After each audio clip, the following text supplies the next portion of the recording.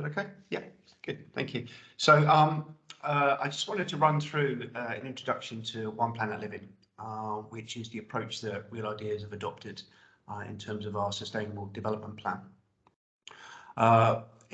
Basically, One Planet Living is based on the premise that we're currently living beyond our means, and it's a conscious response to the reality of living in a complex and dynamic world. I have to be honest, historically, we've had sustainable development plans which were sitting on a shelf, really didn't respond or relate to staff's daily working lives, and felt that One Planet Living was more in tune with where we're heading as an organisation. We started back in November 2019, where we invited Bioregional down, and Bioregional, working with the World Wildlife Fund, developed One Planet Living, and we did that in partnership with Plymouth Social Enterprise Network. Why One Planet Living? As we know, as a social enterprise, we're all about people, planet and profit. So although we've always focused on our impacts, we felt that we needed to do a lot more. It's also the right thing to do, and really interesting in terms of the crossovers that Beth just gave us there with the UN Sustainable Development Goals. I'll go through the module in a moment. We're in the process of developing a membership model, so it really presented us with an opportunity to really get our own house in order. So although a lot of organisations develop this in terms of their corporate social responsibility, we saw this really as an opportunity for us to really look at what we need to do internally.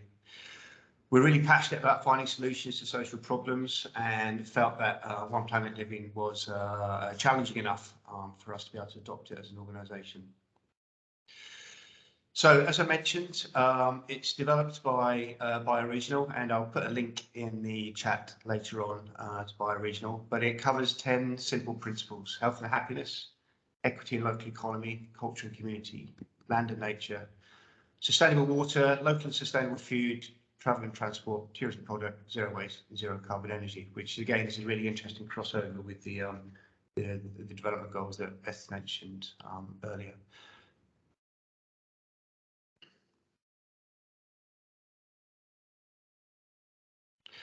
So our journey so far has been, we ran the workshop here in Plymouth back in November 2019, and from that we then set up a series of blogs and articles to get conversations going with staff early on. We felt it was really important that staff could relate to and understand the One Planet Living action plan. We also then had conversations with key people in the organisation to draft the sections, people who had a vested interest in the particular elements that I just talked about. And then we set up working groups with staff to review each of the sections and go through.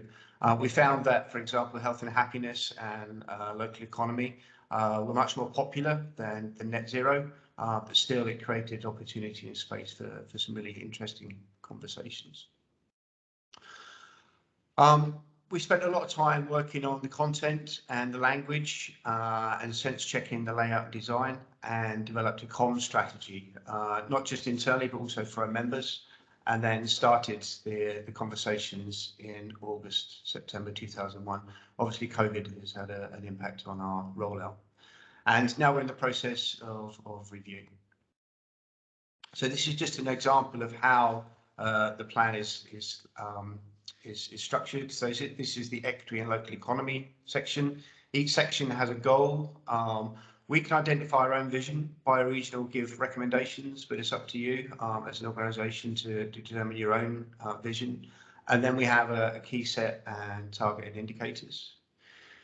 What we decided to do was to then spend some time looking at where we're at now, and then identify direction of travel, followed by some specific actions that we could take between July 2021 and 2022. We spent a lot of time talking about seemingly arbitrary percentages and numbers, and asked ourselves questions: why? And are we just sometimes adding stuff in just because it's easy to measure? So that was quite a challenge for us. Collectively, we now talk about how we're working toward achieving these goals. We're not particularly interested at this stage in writing lengthy reports or giving presentations to leadership. It's more focused on behavioural change and the consequences of One Planet Living. What we did identify was 4 key priority areas based on conversations with the staff. So sustainable materials and products, zero carbon energy, equity and local economy, and sustainable travel and transport. We not to the exclusion of all the other areas, but we really want to put these under the microscope so we could really begin to explore what we were doing in these key areas.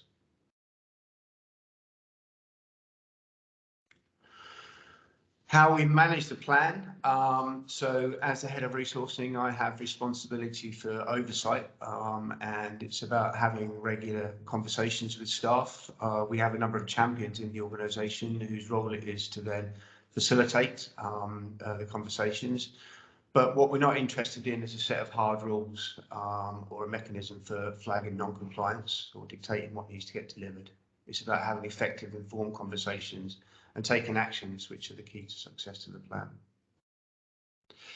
Some of the key challenges, we currently run 3 old buildings within Devonport, so they're mostly old and leaky, so particularly challenges around zero carbon. Trying to find space and opportunity to create opportunity for conversation is also a bit of a challenge. We're quite keen that this isn't something that we just add in.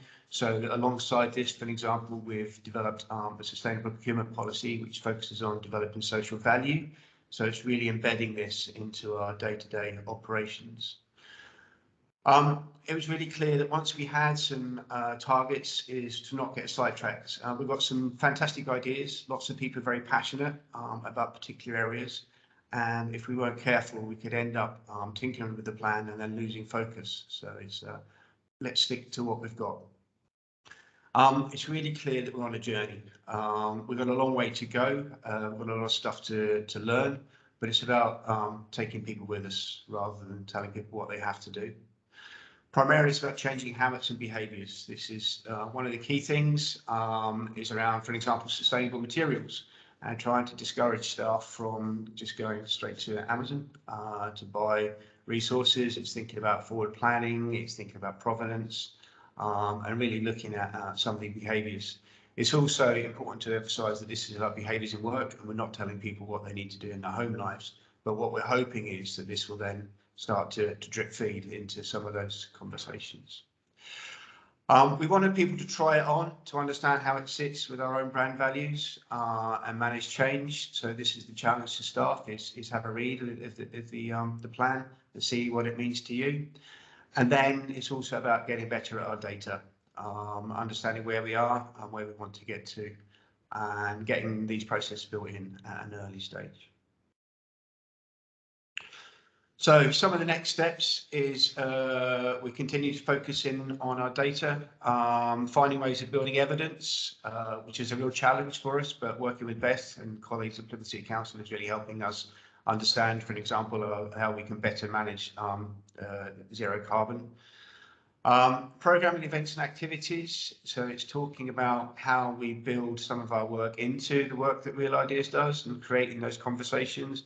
We're very fortunate in Devonport where we've got a 360 immersive dome, so fantastic opportunities here to then start creating environmentally themed shows for families, etc., but then also to talk about the One Planet Living Action Plan. Creating opportunities for conversations with partners and members. So, for example, over at Ocean Studios, we've got a number of artist studios where artists are using chemicals to clean brushes, for example. So this is an opportunity just to have a conversation with them about what the suitable alternatives are, and then trying to look at ways we can develop local supply chains for that. Linking up with local and national events, so Earth Day, Fab City, sorry, Beth, I've got Resurgam here, but the Plymouth Charter. But obviously also, as we just talked here about Sustainable Development Goals, and looking forward to listening to Scott shortly. We're also just started on our journey towards becoming a B Corp. So really interesting crossovers with B Corp as well. And it's really about being honest with ourselves and setting out what we want to achieve, but having those really tricky conversations. So that's the end of the presentation. I'll stick the links in for bioregional and for our One Planet Living But I think there's opportunity, Beth, isn't there, for questions at the end?